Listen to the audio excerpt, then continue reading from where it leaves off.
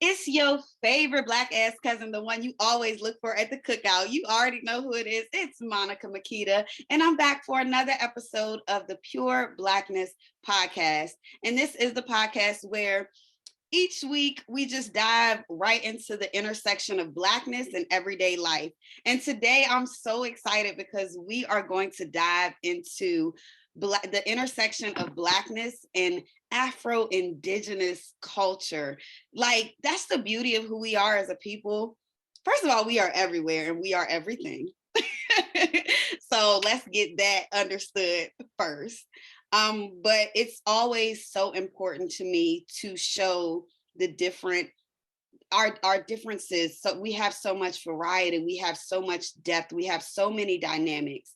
And I think that oftentimes the limitations that we have in terms of geography will separate us at times and cause us to forget the connectivity, that cohesion that we have as an African people. So I'm super excited to have an amazing artist join us today. And y'all already know we family around here, so this is our new cousin.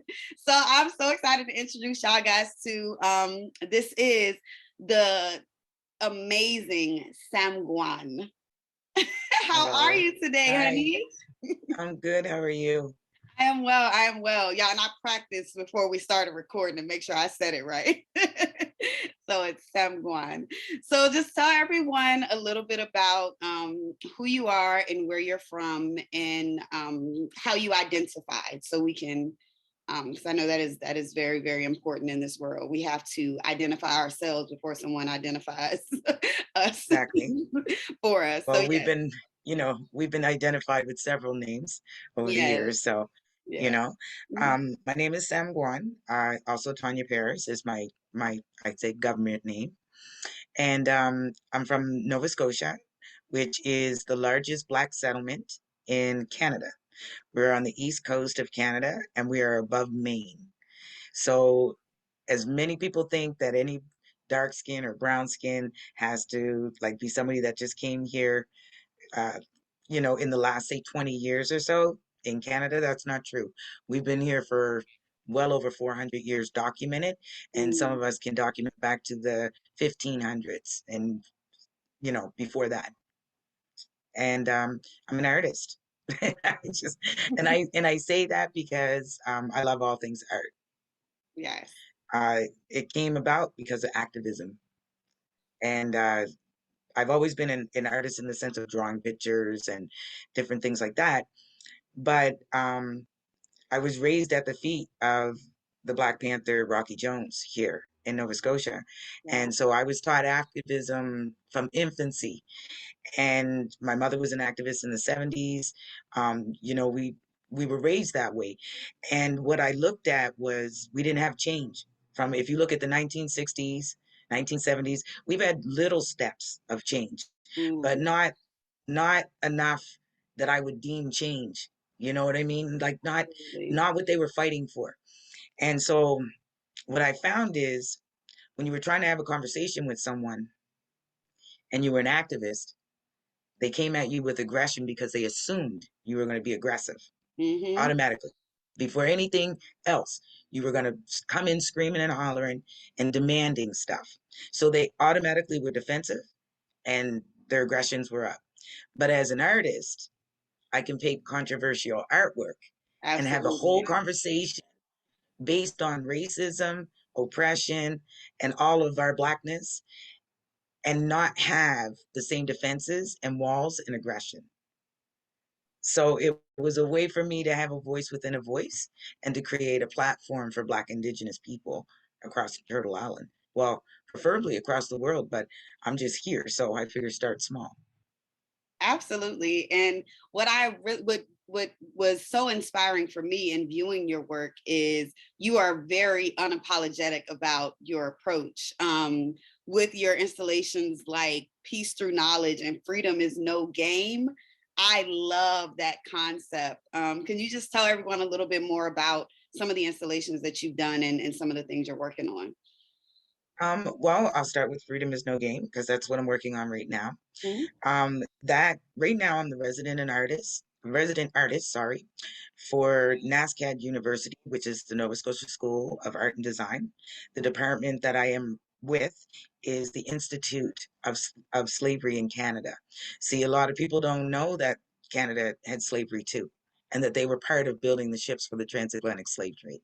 Mm, And Canada's always been the let me see the nice people. Let me say it like that. that is very Canada's always been the nice country. So slavery didn't fit the narrative of nice Canada. So it was easy to slip it under the rug because America took the brunt of the ugliness of slavery and they took it voluntarily. So because they did that, it was easy for Canada to say, well, that's Americans, that wasn't us, yeah. right? And that's what they did. That's what they did. We were the end of the Underground Railroad, but a lot of people ran right back into a different form of slavery right here in Canada, and they weren't prepared for that. Wow. And living here in the States where I mean we're fighting for critical race theory to even just acknowledge slavery at all. Like it's so powerful that you are, holding that light to things that we aren't familiar with. It's absolutely true. Like we always look at Canada with the, rose-colored glasses of, that was the freedom. Like that's, I mean, even to this day, it's like, Canada is it's so everything. There's no racism. There's no anything. Like we all view it. I'm telling you, like it's Well, such a different I lived in the perspective that we U.S. I lived in the U.S. for almost 15 years. mm. So I was 21 years old, and I moved from Halifax, Nova Scotia, to Mobile, Alabama. Ooh. So the culture shock was amazing. I cried, I think, before I left to my mom because I was like, I'm gonna be on the back of somebody's truck. Someone's gonna find me hanging from a tree because I got a big mouth and Yeah. I'm gonna be in Mobile. And to be honest with you, my experience was different. Mm. And I wondered why for a long time. Like I worked in predominantly white jobs. Mm. They were very quick to hire me, even as a black woman, even though I could see that they weren't so quick to hire the local black people. So I started to ask, why? Like, why is it okay for me to get these high-end jobs? Yes, I was educated. Yes, I had those things, but there were other jobs that I did that didn't require, a university degree. So I was like, we worked in a restaurant and I was a server. Friend of mine and we were the only two black females on the floor. All the black people worked in the kitchen. And I was like, wait, Mm. what? Like, what? Yeah. Like, what do you mean? They're in the kitchen. And what was funny was we made more tips than any of the other waitresses on the floor because we Mm. were the only two black women. And so, but I didn't understand. I was like, is it because my people don't want to be exposed in that way, so they prefer to stay quietly in the kitchen?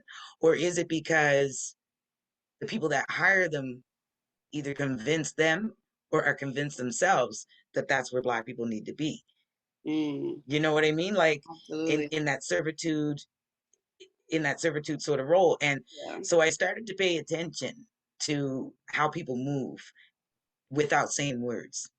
Mm-hmm. And what I will say is America is in your face racist, right? Like if they have a problem with you, you got the Karens, you got the Kevins, Mm-hmm. you I know mean, what I yeah, mean? we have them You you all. know, you know.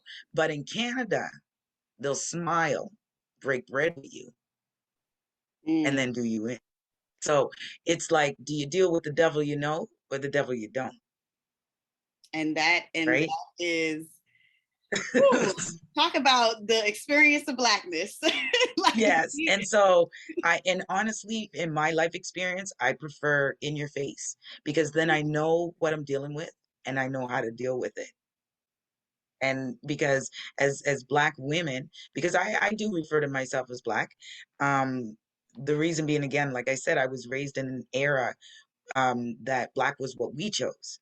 Every other name was given, The Black is what we chose, and there was a power in that. So I won't give up that title for that reason. And so when I do refer to myself, I refer to myself as Black Indigenous or Black Indian, more so than Afro Indigenous or Afro anything. Not because of any disrespect of my Afro heritage, because I accept it and I acknowledge it, Absolutely. but because of the dysphoria that Black people had in North America, it gives a different baseline and a different thought process on Mm. how we kind of maneuver through life. And that is how Freedom is No Game came about, Okay, is I our like that. maneuvering.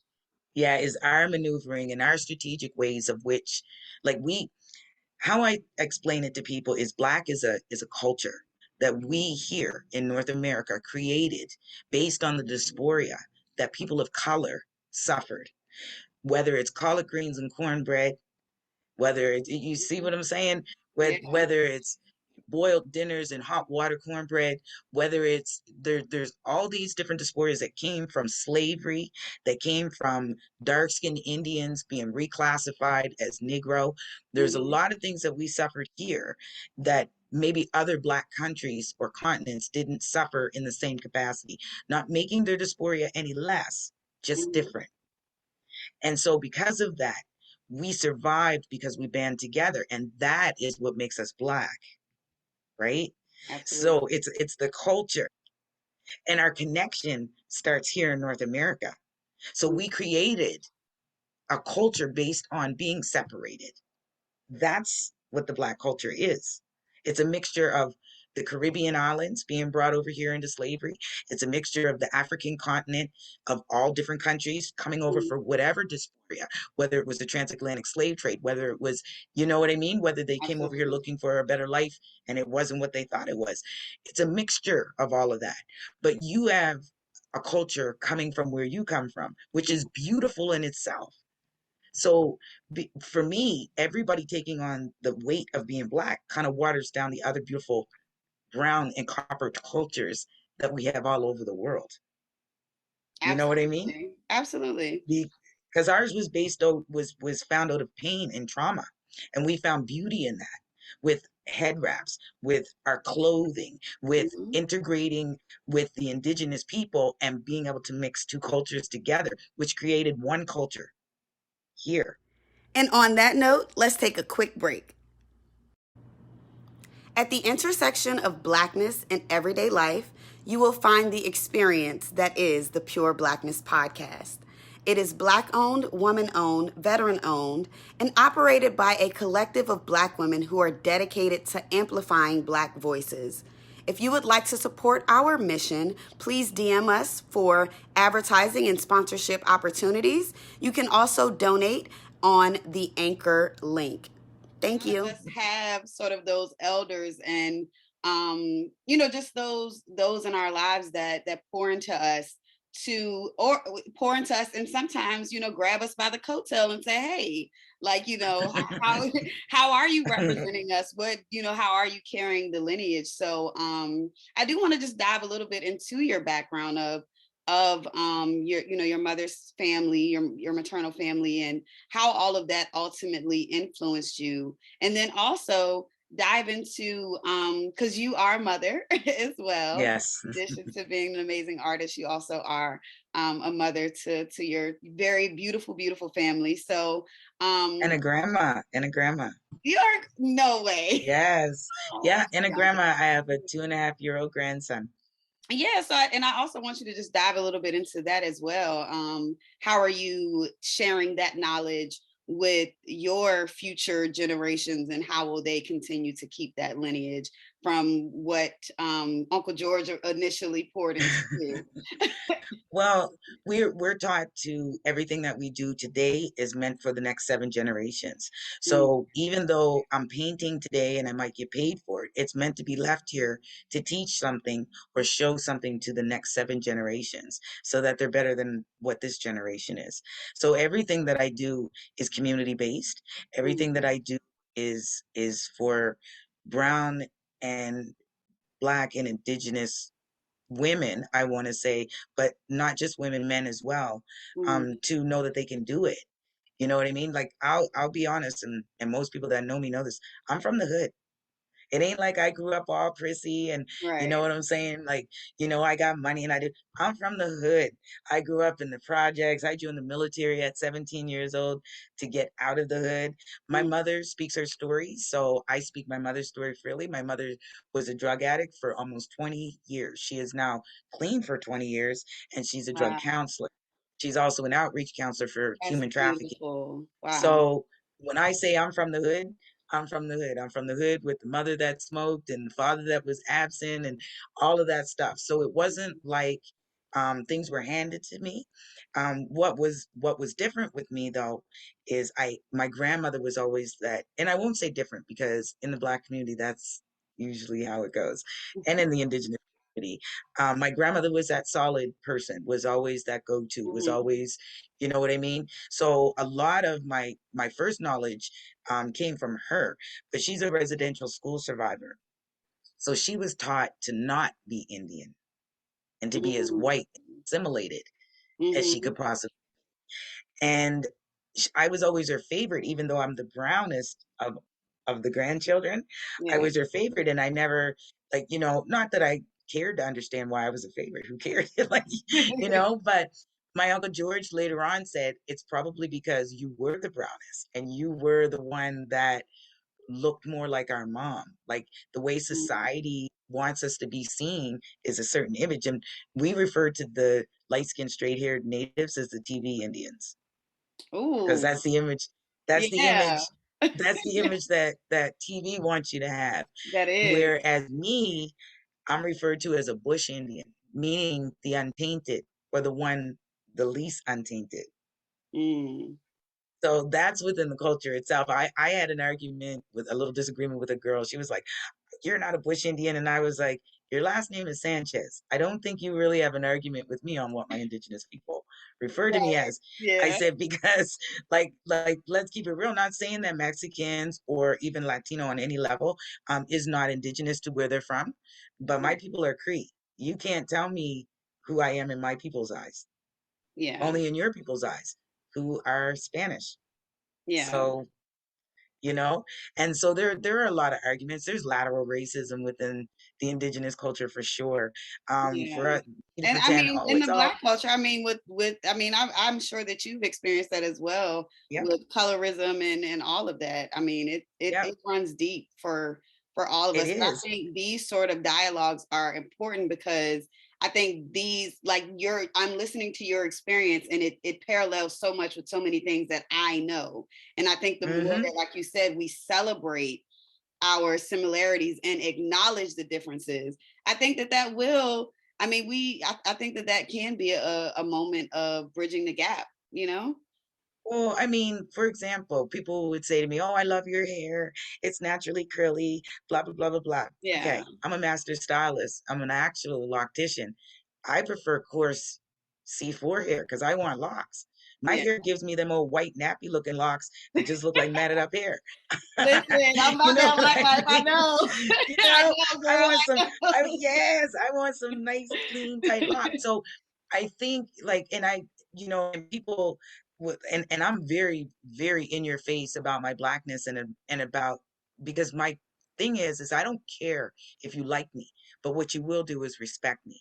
And it Mhm. doesn't matter to me if you like me one day or the other. I will call out a Karen quickly, in your face, online. It doesn't matter. This is Mhm. who I am Monday through Sunday, and then I start over. I've always been taught, my mother taught me to be unfiltered and to always be myself. So even right now, my chief and I bump heads because she went in and wanted to speak at a Black Lives Matter, uh, a Black Lives Matter march here in Nova Scotia. And Mhm. not only did she want to speak on it, I'll show you. She had the audacity, and I'm just going to show you, to wear this. Okay. Oh, I love that. Yeah, I saw that. For everyone Which, by the way, on audio, in, she has a T-shirt that says Black Lives Matter and Indigenous Lives Matter. yeah. So So yeah, you send me your inbox, me your address, and I'll send you one out. But absolutely. in your size. But she had that on, and I thought, wait now, why are you speaking at a Black Lives Matter event when you only have 3 Black people in your tribe and you treat us like crap? Like, Ooh. what? Like, and I called her out. I called her Yeah. out on Facebook on the platform. And then she went to the person that was running the platform and asked them to delete it because she didn't want, it to be seen. And I'm Mm. like, we're not playing these games anymore with you. I make it very clear we are not our grandparents. So the same people that you thought you could beat down then because they weren't allowed to do certain things or they were kept from certain things and you guys had the power to be able to do that, you don't anymore. I had one, Caucasian lady, I'll say it that way. One Caucasian lady said something to me out of place and I just looked at her and said, we's allowed to read now, massa. Ooh. And she didn't know what to say. And I'm like, yeah, don't come for me. I look 24, but I am 49. So be really careful what Yeah. you say to me because I have no filter. We've been over this so many times. We've done the marches. We've Mm. done, we've done everything in our power to show you who we are. You steal everything from our music to our fashion to right and try to make it yours. I'm waiting because 30 years from now, Tupac will be white. He started here, It's like I, starting. It's starting. I saw something where he was very fair skinned, and I said, "Who yeah. is that?" And I they're like, mean, "Oh, that's you're the Tupac they shirt." And I'm like, "Wait, yeah, who?" they whitewash, everything. I seen a bus. I like to watch the History channels just because, Mhm. but I seen a bus that they did a Cleopatra, and I was like, that's supposed to be Cleopatra? Was it Cleopatra or Nefertiti? Either one, she was white. Mhm. Yeah, that happens a Whatever lot. one it There are a was, few she was movies where white, and they it's were like, like, yeah, she was of Greek descent, and I was like, even if she was Greek, you do realize there's people in Greece that look like this, right? yes, In Lebanon, there are people that look like this. yes, So and they're darker. part, and exactly.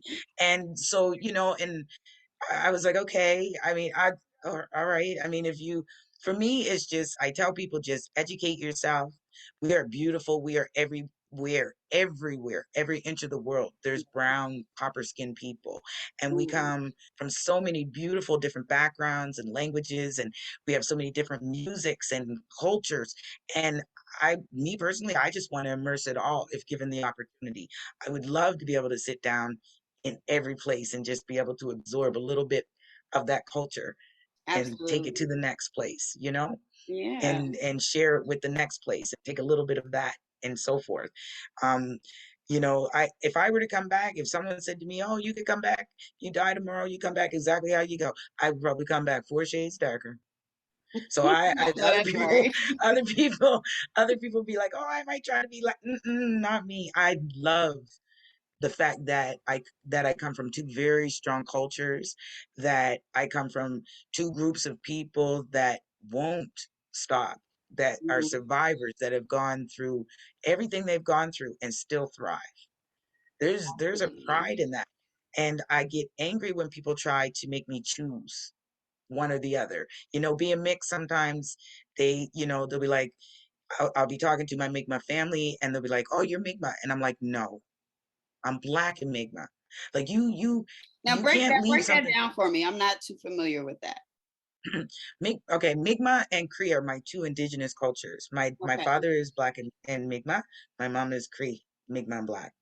So in the indigenous culture, if you are of that blood, you are of that blood, right? Mhm. Like even if you have 2 indigenous parents, if you have 2 indigenous parents and your mother is say Lakota and your father is Apache, you will be Lakota Okay. even though you carry Apache blood, right? Mhm. So the first thing they say to me is, "No, you're Mi'kmaq. Like if you're Mi'kmaq, you're Mi'kmaq."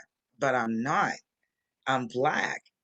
You know what I mean? Like I am not gonna not own who I am to make you comfortable. That's not how life works. Like if you want to refer to me as Mi'kmaq and you see me as Mi'kmaq because that's what you want, you see the Mi'kmaq in me or you see the native in me, Mhm. then fine. That's up to you. But that's a you issue. That's not a me issue. So you can't expect me to pigeonhole myself to make you comfortable in your world. Doesn't work like that. Welcome to my world.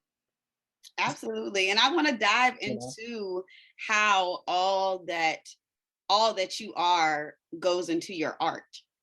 Like what Yeah. is the inspiration for that? Like and what led you? I mean, I know you mentioned that you have a pretty revolutionary background. Of course, you come from very resilient people.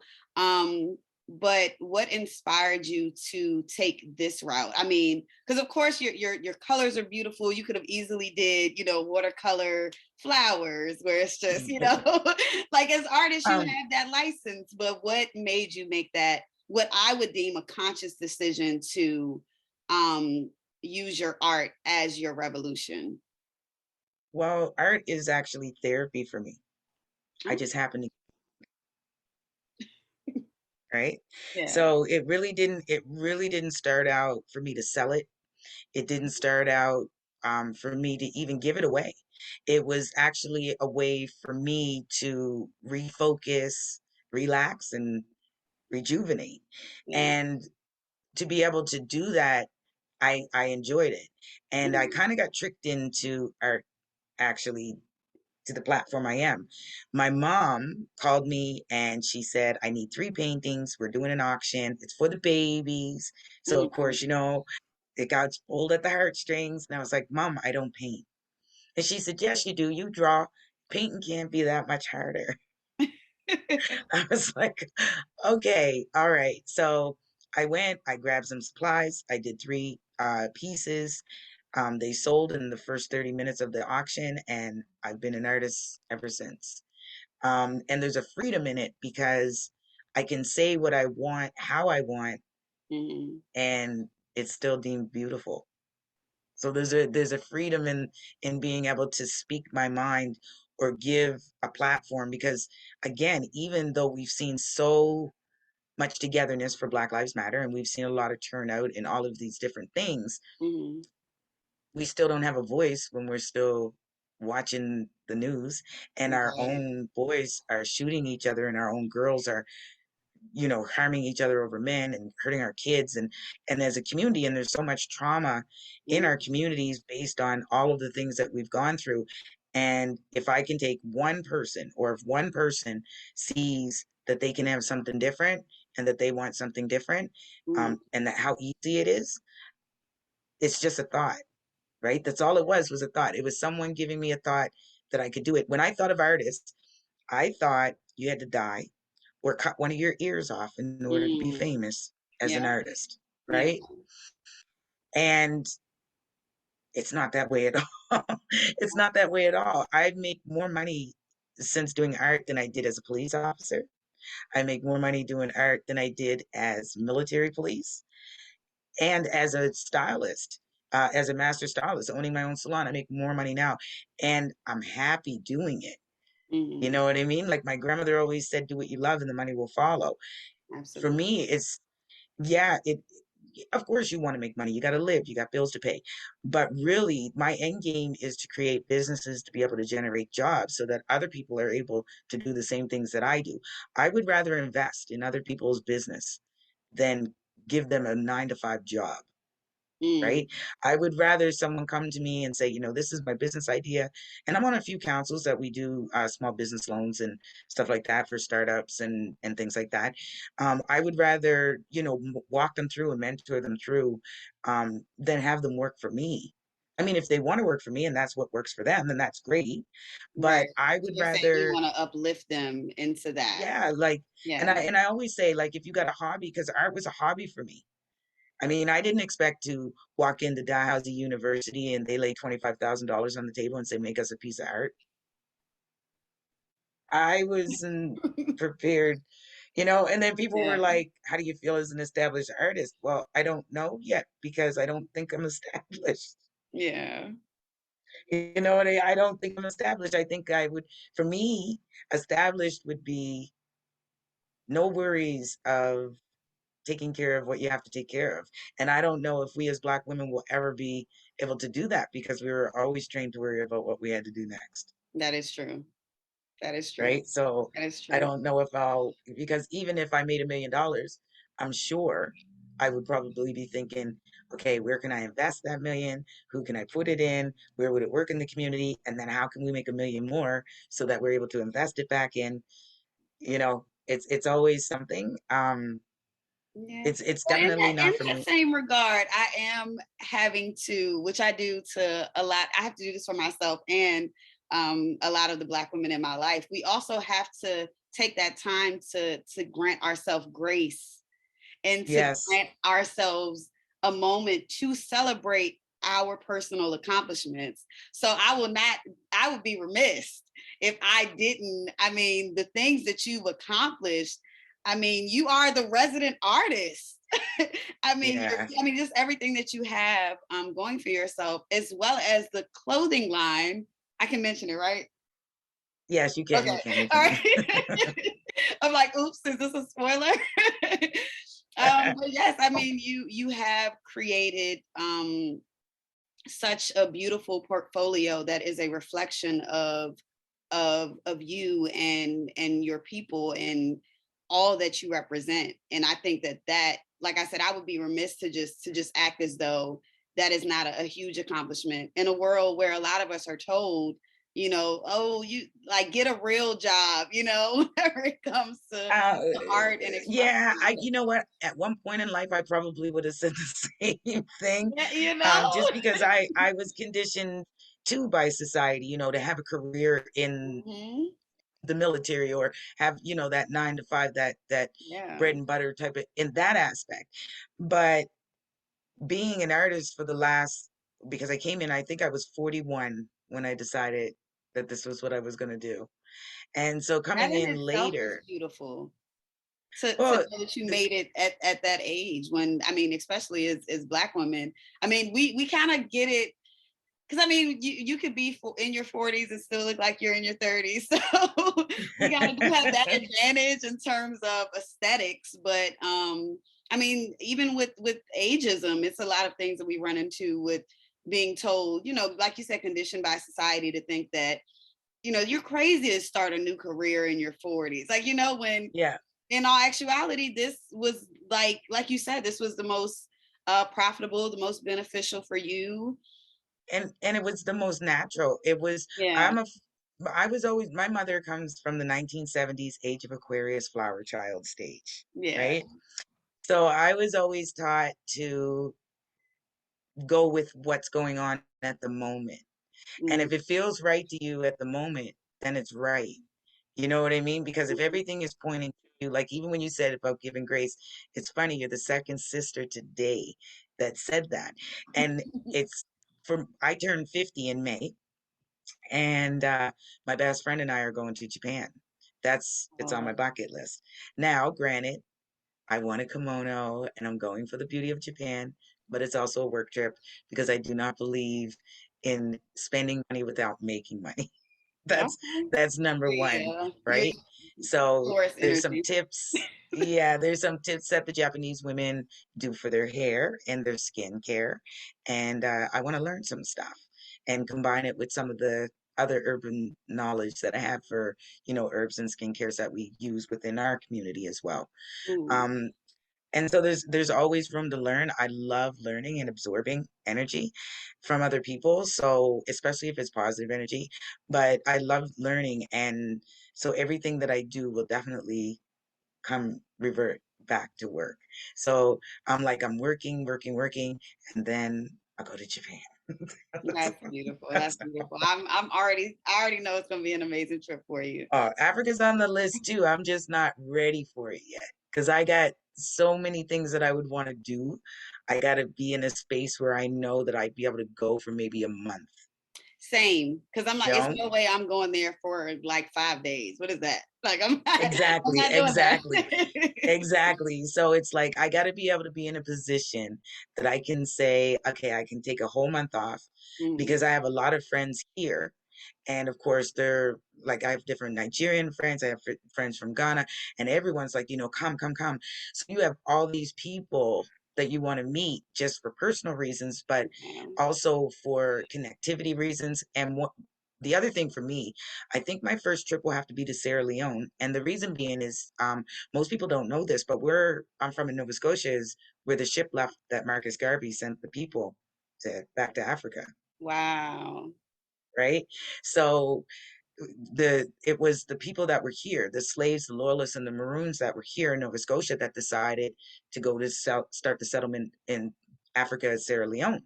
Mm. And they were hit with a lot of kickback because a lot of the African people were like, you're not from Africa, and some of them came back and settled here in Nova Scotia and started Africville, Okay.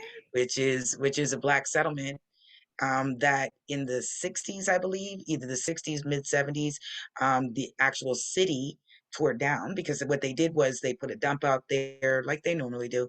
They Yeah. put a dump out there. They did all these different things and then bought the land back for like next to nothing. And so now they're in the middle of a big lawsuit with the descendants of the people of Africville. So, right now they own the land back. They got the land itself back, Mm. but now they want the profits of all the minerals and things that were taken from that actual Yes. land. And as they Um, as they should. exactly. So Absolutely. there's a lot of history here in Nova Scotia. The Maroons built a lot of our city because they were the stonemasons that came in, That's as well as true. the loyalists. There's a large loyalist descendants of settlements here too, Okay. and most of them mixed with the indigenous women here. So 80, I would say about 85% of the indigenous Black people in Nova Scotia are First Nations as well. And we refer to Native American or Indian as First Nations here in Canada. So most Mhm. of us are First Nation Black, especially here in Nova Scotia. Within 30 minutes of every Native reserve is a Black settlement, Wow. So yeah, right? that part I didn't know. Yeah, I yeah. didn't know. Wow. And people can say what they want, but the one thing and the one sought after thing that we have in our Black community is what? Our Mm. Black men. So Yes, I was like, that ooh, there my was favorite. let's keep it real. Let's keep it real. Our Black men. So yes, there Yeah. is a lot of intermix of indigenous and Black communities. Cannot erase the transatlantic slave trade. You can't do it, whether you want to or whether you don't. Yeah. You can't do it because it is a part of history. We know that it happened. Now, it may not have happened in the vast numbers of which they tried to sell us because, again, they were trying to oppress us. So they had to make us think, if we're in a little group of 30, they had to make us think that the whole was enslaved as us because that was how they enslaved us mentally, right? Hmm. Because we always did outnumber the Yeah. people on the plantation. We always did. So they had to enslave you mentally first, which was convincing you that everybody that looked like you was also enslaved as well, Hmm. right? Very. And so if they tell you that, like if they moved you from one side of the country to the other side of the country and you weren't in a territory, if you're in a territory you know nothing about, that displacement enough is for them to enslave you even more mentally because now you don't even know how to get back to where you came from. Like you're taken out of your comfort zone. You don't Hmm. know how to get back. You're not familiar. And so it was very easy to do that with indigenous people too. And my thing is if they were bringing slaves over or bringing, let me say, captors over to make them slaves from Hmm. Africa, then they did it to the brown indigenous people that they saw here. They didn't Yeah. just say, we love you, you look like them, and we're not going to bother you. It wasn't like that. And my thing is and I've always wondered this, so I guess I have to wait for the time machine to come. The if runaway slaves were able to hide amongst the indigenous people in order to obtain freedom, Hmm. wouldn't the indigenous people have to look like the runaway slaves? Come on now. Come on I now. mean, Come I'm just on. saying, right? You talking like you Because if know you something look, now. Come on. if you look at what is sold as the Yeah. native look, Hmm. and you and I could have worked in the big house. I would have been in probably a bedwencher or cook. We would like, you know what I mean? I And mean, say we were yeah, to run, yeah. and we were hiding. If we, there were a lot of tribes that absorbed people that were running from slavery in and married them in and all of Mm. this, and the slave catchers were looking for them. But if they look like you and I, and they look the way that it's sold that they looked at it, how did we blend in? we wouldn't have blended. We would have stood out. They would have said, "Nope, Yeah. that's her right there, the one Right. with the brown hair Exactly. and the big." Mhm. So we would have had to look like them in order to be hidden amongst them. And I want I to mean, I'm just just dive into this too because I always want to get I want to know your perspective on it. Just speaking of um just with everything that you're speaking on now, and then just looking at like the current society and how um terms like, you know, spirit animal, and you seeing everyone encouraging the use of sage, and there are a lot of like symbolism from indigenous people being marketed to like white girls who claim to be hobo hippie, you know, like it's mhm. like all of it Or is the kind of, Cherokee princess. Their great great grandmother was a Cherokee yeah, princess. it's like so I guess, you know, as a black indigenous woman, like is that difficult for you to walk in the stores and see, you know, dream It's a catchers and white girls, and is it, um that's a bit much for me no, I'll sometimes. be honest with you. No, no, it's really not as difficult as most people would think. Normally, you would think it would infuriate me. It's actually now comedy to me Yeah. because being a woman that was raised in a black environment, I we see it all the time. You know what I mean? From Elvis Presley becoming Elvis Presley, stealing Mom Mabley's music, Right. to taking all of our 1950s music that we had and watering it down and making it their music, to our Hmm. style of clothes. To remember, they didn't want the oxtail. Now oxtail's a delicacy. Yeah. What? You didn't want it. So it doesn't. And I think it's funny because they're just doing what they always did. But you have such a strong and powerful support system in what you do and who you are. And you definitely have me here in the States. I'm sending Oh, my thank love. Look, you. I'm sending my Yeah. love up to you. And just in my support always, and everything that you do and everything that you represent. Um, we will wrap up here shortly, but I do just want you to, again, just let everybody know where they can find you. As you guys can see, with all of this knowledge, this wisdom, these gems that were dropped today, this is just a small inkling of the power and the intelligence that you have, and how you fine tune that to put that into your art is just, it's beautiful. So if you could just let everybody know, you know, where they can find you and how they Um, can support. Sam Guan the artist on Instagram or Facebook. Mhm. That's the easiest way to reach me. We will be with the clothing line. Yes. My first showing will be in Montreal, February 19th. It'll be at Victoria Square, which is actually huge. I never expected that at all. But the actual first show is July 1st here in Halifax. We're doing a black tie event with another company called a nonprofit organization called Invest. Well, it's called Nest. So the actual gala is called Invest in Nest. And what we do is we help Black and Indigenous entrepreneurs start small businesses, create small businesses by giving them microloans, creating relationships with the banks so that when they are able to, like, once they pay back the microloan with us, they've already established links with the banks. So they're able to go back and get larger business loans and things like that. I see. Um, and I'm also debuting my art exhibit that night, which is beginning of something bigger.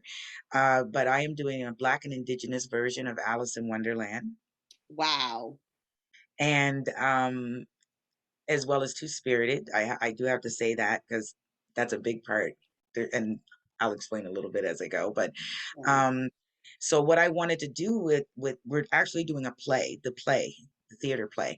But what Mhm. I wanted to do was introduce the characters to the public.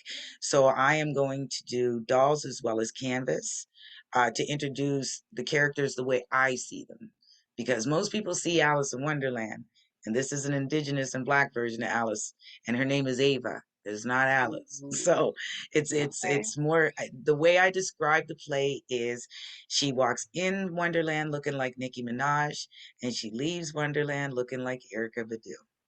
Okay. you know? So she That's an finds, interesting take on yeah, that. yeah, like because in the original Alice in Wonderland, she kind of falls down a rabbit hole. Yeah. With my version, it's about a young Black woman rising to her higher consciousness. So finding who she is, and she goes in the way society expects her to be, or what society tells her is beautiful or acceptable, or what she needs to be as a brown skinned woman. And Wonderland reminds her very quickly that that's not what beauty is. It's about an inner beauty and an inner peace and loving who you are. So little things change, like instead of the Mad Hatter, I have a medicine man. Ooh, okay. So instead I of like sitting at the that. table having tea, he's actually sitting around the sacred fire with the spirit animals, exchanging the smoke pipe and telling stories and explaining things. So there are significant changes that I made. Tweedledee and Tweedledum is an African warrior and an indigenous warrior, and they live on the same road in identical villages that mirror each other. Again, to show our similarities in our indigeneity versus our severances in them from colonization. Um, and there's a few other things that I'll leave out right now, just Uh, so I, that I I mean, can. There's a few other I am things. sold. I mean, Yeah, I might need to just come on we've up been working there.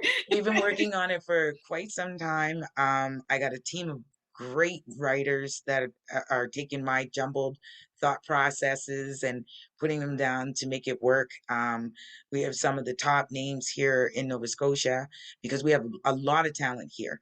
And because America has the, more of the movie scene and the music scene, a lot of people from Nova Scotia, or everybody assumes because you're from Canada, you're from Toronto, Yeah, you can which thank is Drake for that. which is not true. Thanks to Drake, Uh, everyone's from Toronto. right? They automatically assume, but like Eli Gorey, who played Muhammad Ali in One Night in Miami by Regina Mhm. King, he Yeah, li- he was raised here in Nova Scotia on Creighton Street. yeah. So this is a young man that that we went to school with, and Mm, he's a little younger than me, but he's more my brother's age. But we have a lot of talent here, and I want to showcase that talent.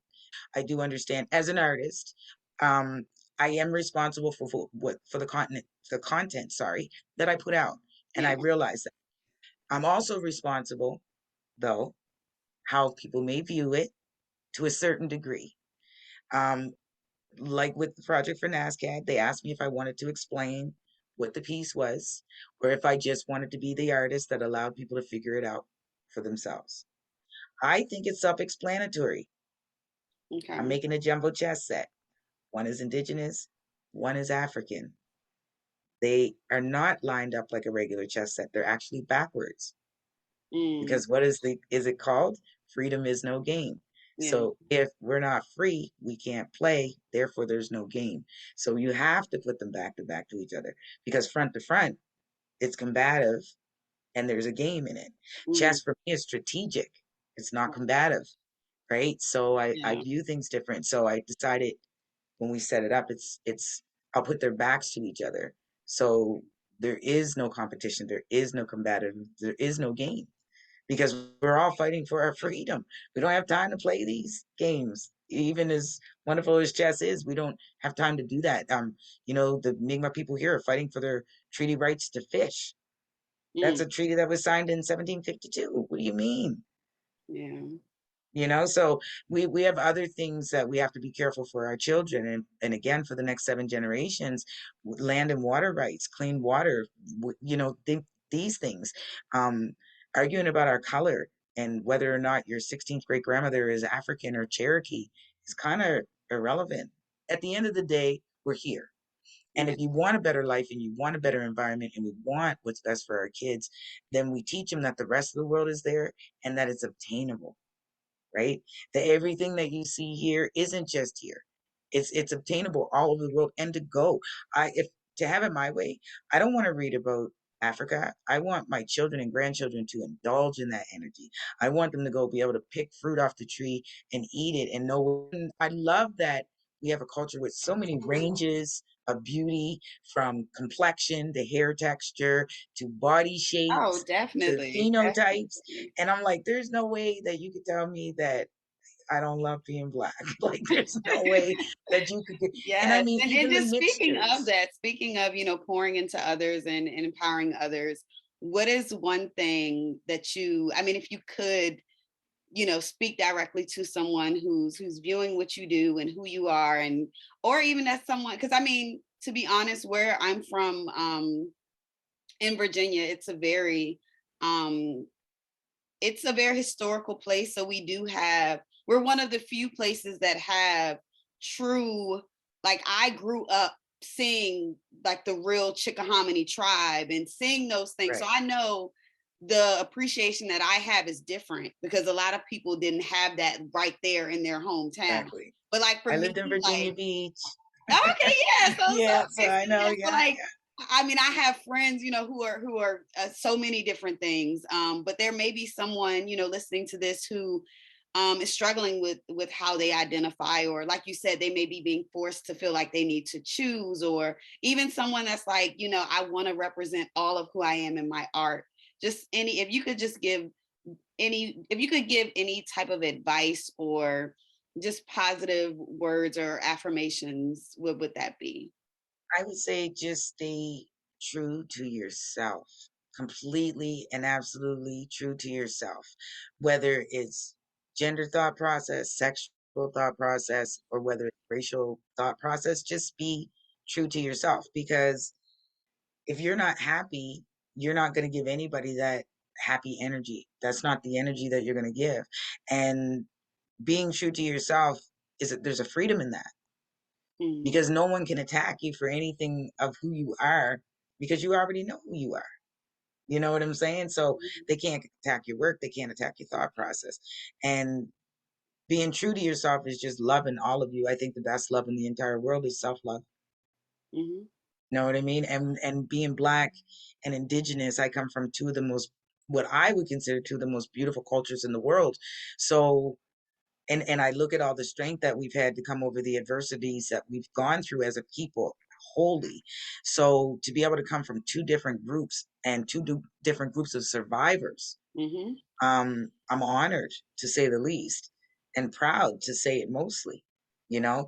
And that's why I put it in everything I do. That's why I make sure everybody knows who I am. I'll wear kente cloth with a ribbon skirt. As a matter of fact, I Wow. have one that I'm wearing. Not right now, but I have one I'm making right now, because that is who I am. Mm-hmm. You know what I mean? Um, don't undersell yourself to make somebody else's comfort better for them. I love You know it. what I I mean? love it. I love it, y'all. This Don't. is Make Sure. Listen, y'all. This is our new cousin. This is why we need to see how we find our people. Yeah, We are everywhere and we are everywhere. connected. So, guys, make sure that you follow her. I'll be sure to put all of her information in the bio and shout her out as much as I can on social media, because this is where it starts. This is where we continue to grow, and just connect with each other. I love this. I mean, we could do this all So day, but yeah, I won't hold you up. But I do just have one last question, because this is how we end all of our episodes. And this should be fun, because usually I say, like, what's your favorite moment of just Blackness, where either where you were growing up, or it was something you seen on TV, or someone that that was just like, man, that is Black and I love it. But for you, I want you to give me two examples, or one, or just whatever comes to mind when you think of just like your happiest, most favorite moment of just diving into your Blackness. It could be something you did or something that you've seen. I would say my most happiest thoughts of my Blackness would be in my grandma's kitchen.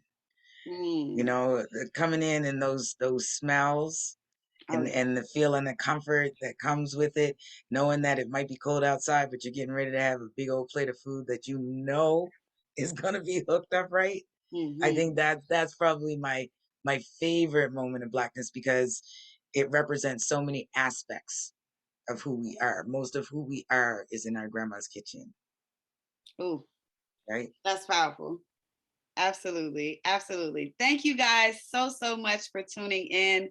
Again, this is Monica Makita, and this is the Pure Blackness podcast, where we dive into everything that is our Blackness, and we read it and we meet it right at the intersection of everyday life. So make sure that you guys follow us, you support us. Make sure that you follow Sam Guan and you support everything that she has going on. If you are in Nova Scotia at all, which I think we do have some reach out there. So that's really exciting for me that we were able to And get. I will throw out, if you're not in Nova Scotia, come visit Nova Scotia. You'll be amazed Yes, at the Black history. yeah, I feel like I'm definitely gonna have to add it onto my travel list. No, because I've been able to interact with people from all over, and I have to be honest, every Black person that I've met from Canada does really feel like family. And to me, when that happens to me, that's a sign that I need to come see about y'all. Like, I need to come see. I tell everybody it takes a village to raise a child. And one thing we do have in Nova Scotia is that village. That's beautiful. That's beautiful. So yes, y'all, thanks again for tuning in. And I can't even, usually I try to recap everything that was said, but man, it was so many gems dropped in this here thing today, girl. Listen, man, listen. You know what? I'll say this. We are everywhere and we are everything. Yep. Truly, truly love, embrace all of who you are, and celebrate your Blackness and your other, whatever that other may be, each and every single day. Love y'all. Thanks for tuning in. Peace.